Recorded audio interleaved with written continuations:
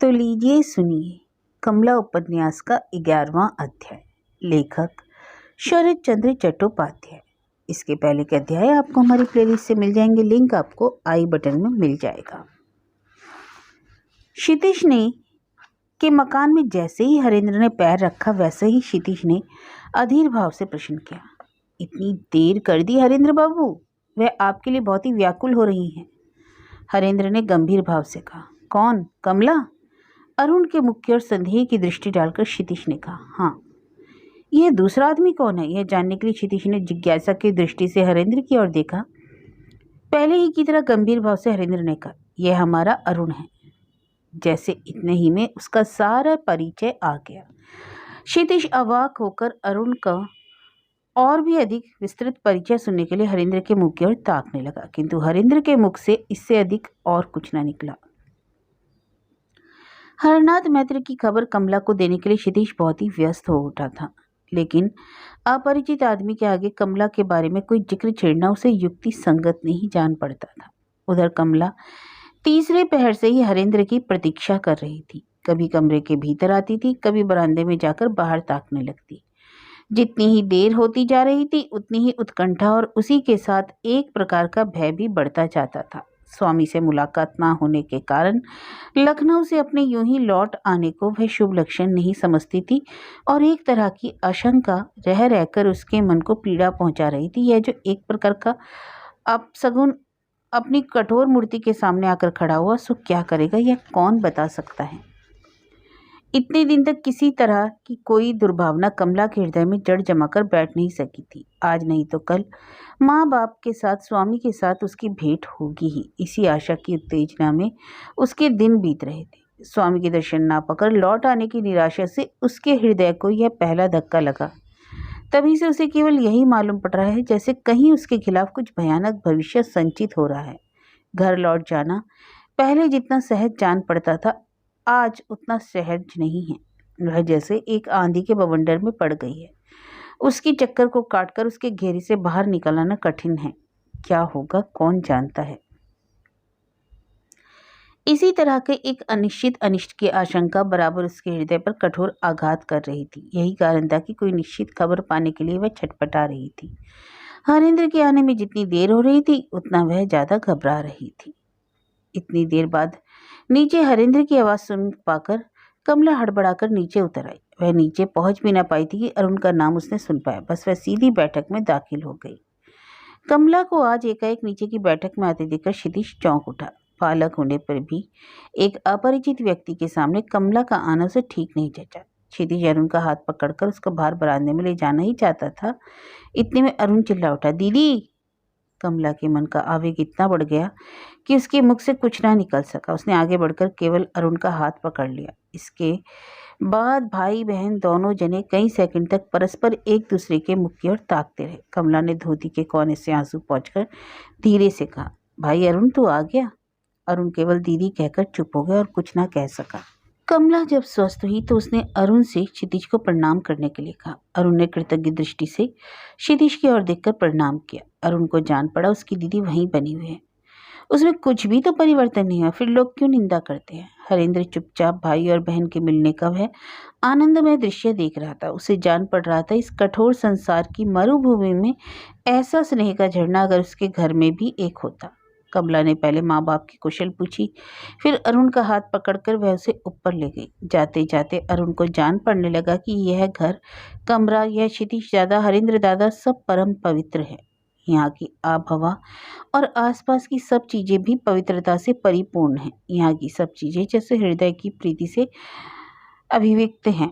यहाँ कोई मलिनता या निष्ठुरता नहीं। लोगों के मुख से आवाजें, ताने और निंदा सुनते सुनते उसके मन में यह धारणा बद्धमूल सी हो गई कि उसकी दीदी जिस जगह है वह बिल्कुल ही अपवित्र नरक के समान है।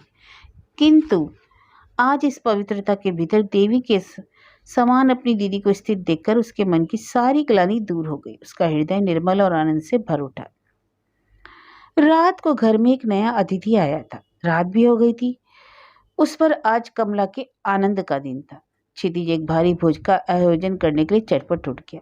उसे बार बार यही ख्याल आ रहा था कि हाय, अब कमला उसके यहाँ से चली जाएगी, निश्चय ही चली जाएगी। सप्तम, अष्टमी और नवमी 3 दिन पूजा पाठ उत्सव आदि होने के बाद प्रतिमा का विसर्जन कर दिया जाता है और तब विजयादशमी के दिन पूजा का घर जैसे शून्य मालूम पड़ने लगता है। वैसे ही शून्यता का आभास उसके हृदय के भीतर आज ही से जैसे मिलने लगा। यह घर द्वार, यह असबाब, पत्र, अपने हाथ से टांगी हुई तस्वीरें, अपने हाथ से चलाई हुई लाइब्रेरी, यह सभी आज बेकार जान पड़ने लगा। कमला जैसे जगत के सारे प्रकाश को बुझाकर चली जा रही। अगर उसके सामर्थ्य की बात होती तो वह आज ये भी बच्चों की कहानी के दैत्य की तरह कमला को सबके हाथ से छीनकर किसी अज्ञात एकांत पहाड़ की कंदरा के भीतर चला जाता। हरेंद्र अकेला चुपचाप उस बैठक खाने में बैठा था। उसका चोट खाया हुआ हृदय क्रमशः रोष से परिपूर्ण होता जा रहा था। यह रोष केवल अपने माता पिता के ऊपर ही ना था, वरन जगत, समाज, ईश्वर सभी के ऊपर था। जितना ही रोष बढ़ रहा था, उतनी ही एक प्रकार की विरक्ति, एक प्रकार की वितृष्णा उसके मन को तीखा चिड़चिड़ा बनाती जा रही थी। वह मन ही मन कह रहा था, मुझे कुछ नहीं चाहिए, किसी को नहीं चाहता। लेकिन कमला, उसका क्या होगा? हरेंद्र को जान पड़ने लगा इस कमला की जैसे नियति ने जबरदस्ती उसके गले में लाकर बांध दिया है, जिसके साथ वह हंसा, खेला, रोया धोया, मारपीट भी की। कमला तो उसका सदा से ही साथी थी। इधर कुछ दिन से वह उसके साथ बिछुड़ गई थी, वही कमला फिर उसके पास लौट आई। कहाँ से, किस तरह आई, यह उसे कुछ नहीं मालूम। वह केवल यही देख रहा था कि कमला आ गई है। हरेंद्र सोचने लगा, सबसे जवाब पाकर, सबके द्वारा त्यागी जाकर फिर वह मेरे पास धरोहर के तौर पर रखी गई है। उसके और कौन है? कोई भी नहीं। बाप, माँ या स्वामी नहीं, 2 आश्रय स्त्री के होते हैं। इनमें से कोई भी उसे ग्रहण करने के लिए तैयार ना होगा। वह अनाथ है, आश्रय प्रार्थनी है। वह मेरी कमला है।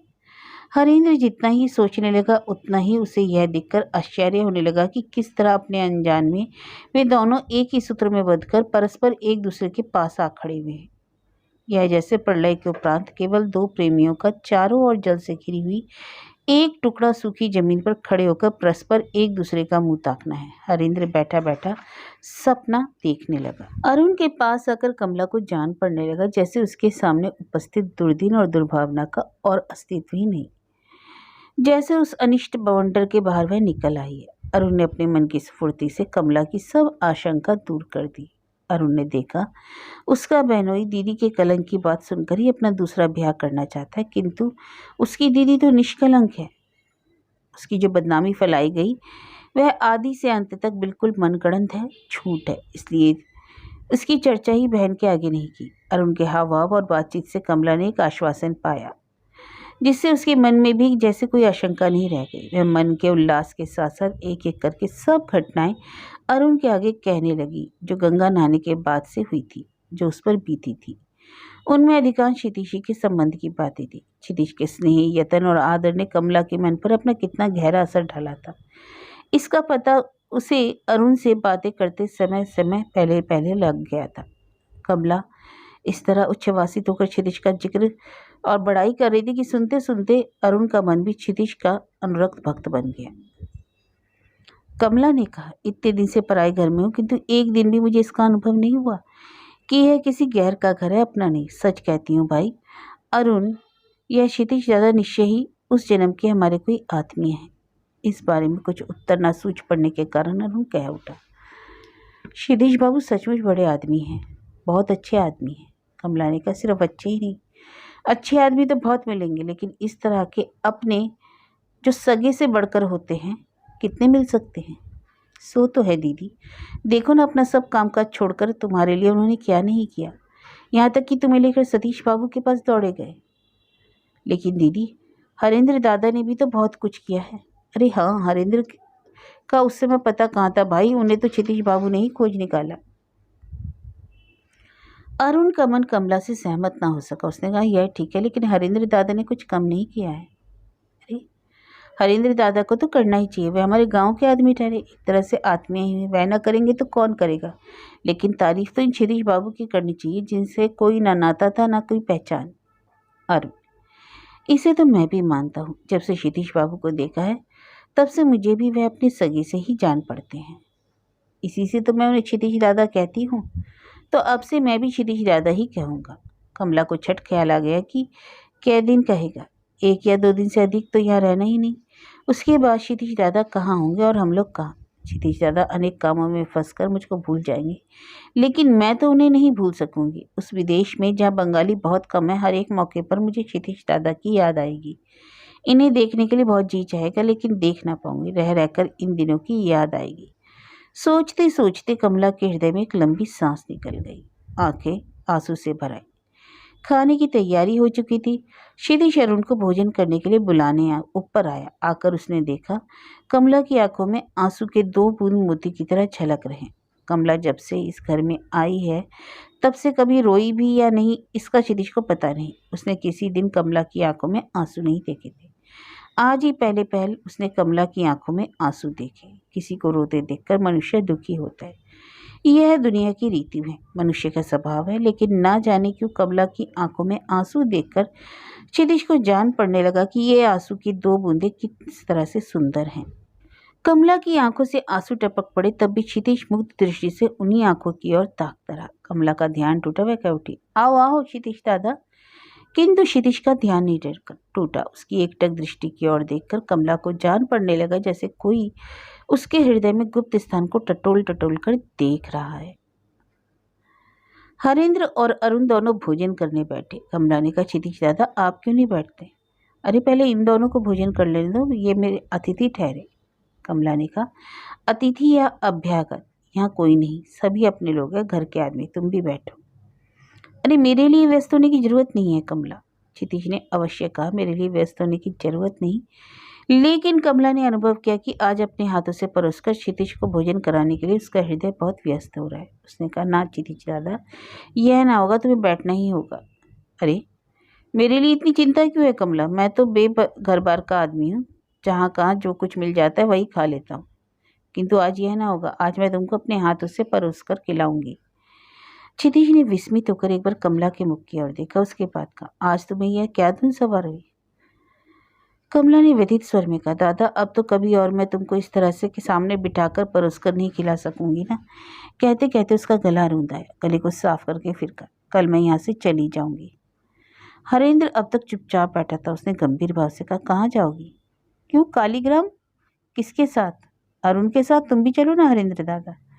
हरेंद्र ने संक्षेप में लेकिन खूब दृढ़ता के साथ कहा, नहीं। कमला ने कहा, तुमको अगर यह ख्याल हो कि पढ़ाई में हर्जा होगा तो फिर मैं अकेले अरुण के साथ चली जाऊंगी।